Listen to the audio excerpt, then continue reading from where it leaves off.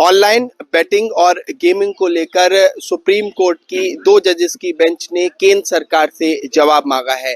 केंद्र सरकार इस पर जवाब फाइल करेगी। मेरे साथ एडवोकेट विराग गुप्ता है। सर, डिटेल में हमें समझाएं, हियरिंग में क्या हुआ, जहां पर जस्टिस जेबी पार्डीवाला की जो बेंच थी यहाँ सुप्रीम कोर्ट में, उसमें हियरिंग में क्या हुआ और आगे क्या उम्मीद है? यहाँ से शुरू करते हैं। देखिए, हमारी याचिका सीएससी संगठन ने जो दायर की है वो दिवाली के पहले उस आई थी और उस समय हमने याचिका के साथ साथ 387 ऐसे ऐप्स थे जो ऑनलाइन गेमिंग के नाम पर बेटिंग और गैम्बलिंग चला रहे थे और दिवाली के पहले सरकार को दिया था जिसमें उनको कार्रवाई करनी थी और ऑनरेबल सुप्रीम कोर्ट ने उसमें ऑर्डर पास किया था और सरकार से बोला था कि उचित एक्शन लें। और कल फिर दोबारा मैटर आया था और कल इस पर नोटिस जारी हुई है और कल हमने फिर नए सिरे से लगभग 2000 ऐसे वेब ऐप्स और वेबसाइट्स का विवरण दिए हैं जो कैसीनो या बेटिंग या गैम्बलिंग के कारोबार भारत में कर रहे हैं, उनके खिलाफ एक्शन लेना चाहिए। हमारी पिटीशन पे मोटे तौर पर 4 तरह की प्रमुख प्रेयर्स हैं। पहली प्रेयर ये है कि जो 18 साल से कम उम्र के बच्चे हैं वो इंडियन मेजॉरिटी एक्ट और कॉन्ट्रैक्ट एक्ट के हिसाब से वो एग्रीमेंट नहीं कर सकते हैं, इसलिए वो कोई भी मनी गेम नहीं खेल सकते हैं। ये पहली प्रेयर है। दूसरी प्रेयर ये है कि जो गूगल और एप्पल के जो प्ले स्टोर्स हैं उनमें सिर्फ लाइसेंसी ऐप्स को इजाजत मिलनी चाहिए, जिसको हम व्हाइट लिस्टिंग बोलते हैं, जिससे गैर कानूनी ऐप्स लोगों को रीच में नहीं पहुंचे। तीसरा, जो गैर कानूनी तरीके से जो ऑफशोर कंपनियां हैं या जो मिरर वेबसाइट्स हैं या जो दूसरी चीजें काम कर रही हैं वो भले ही काम करें लेकिन उनका पेमेंट सिस्टम भारत के पेमेंट सिस्टम के हिसाब से निर्धारित होता है, तो रिजर्व बैंक जो यूपीआई और दूसरे सिस्टम पर एक निर्देश जारी करके सख्त इस पर एक्शन ले जिससे कि ये अवैध गेमिंग कंपनियों के कारोबार पर रोक लगे। और चौथा ये है कि जो विदेशी कंपनियां ऑफशोर कंपनियां हैं और जो गैर कानूनी तरीके से भारत में टैक्स चोरी कर रही हैं, 2.5 लाख करोड़ की जीएसटी चोरी पहले हो चुकी है, 55,000 करोड़ का जो इनकम टैक्स की चोरी है, तो उस सब चीजों को एक रिकवरी करने के लिए, उन पर अंकुश लगाने के लिए राज्यों की पुलिस के साथ केंद्र सरकार इंटरपोल की मदद से इन विदेशी कंपनियों को अवैध इनके कारोबार पर रोक लगाए।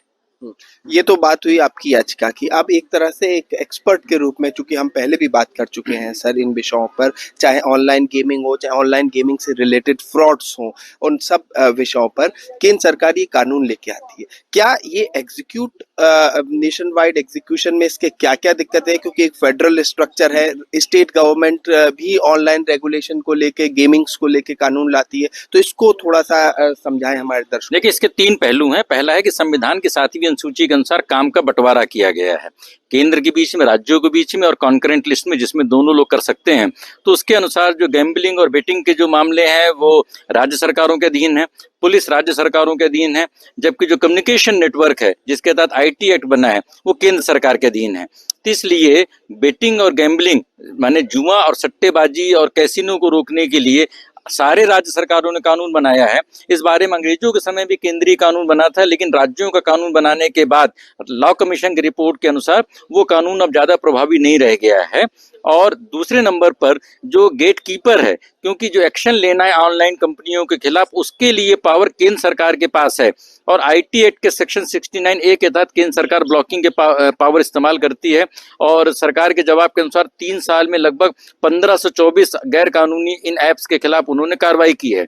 और तीसरी जो बात है कि संसद से कानून बनने के बाद नोटिफाई हो गया है और बैनिंग का ऑर्डर तुरंत नोटिफाई होने की वजह से ड्रीम 11 जैसी कई सारी कंपनियों को अपना कारोबार समेटना पड़ा है। लेकिन कल जब हमारी याचिका पर सुनवाई हुई तो ये कहा गया कि इसमें जो हमने जो लिस्ट दी है उस पर कार्रवाई अभी इसलिए नहीं हो रही क्योंकि कानून अभी इन्फोर्स नहीं हुआ है।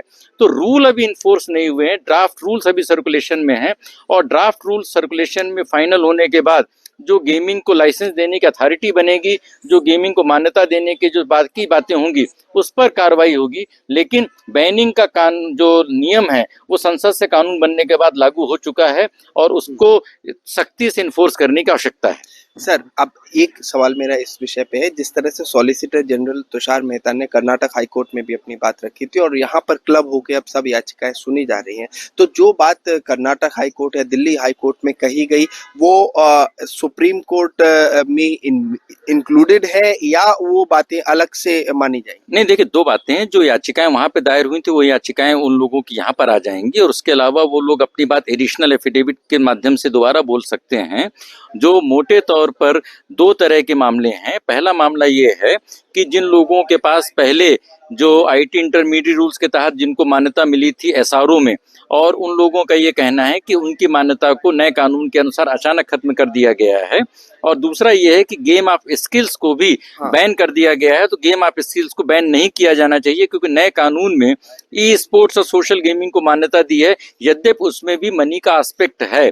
तो इस पे लॉ कमीशन ये थोड़ा सा समझाए यहाँ पर यही सबसे इम्पोर्टेंट क्लॉज है सर, जहाँ एक तरह से विवाद है, और वो इसी बात को लेकर है कि क्या मनी गेम पूरी तरह से बैन हो गए या गेम ऑफ स्किल्स के लिए कुछ स्कोप है, क्योंकि ई स्पोर्ट्स जो है उसे तो बढ़ावा दिया जा रहा है, सरकार कह रही है। देखिए, इसमें 2-3 विसंगतियां हैं। मनी गेम पूरी तरह से बैन है, लेकिन जो ई स्पोर्ट्स और सोशल गेमिंग में उस पे भी पैसे का लेन देन हो सकता है, उसके लिए प्रावधान है, एक बात है।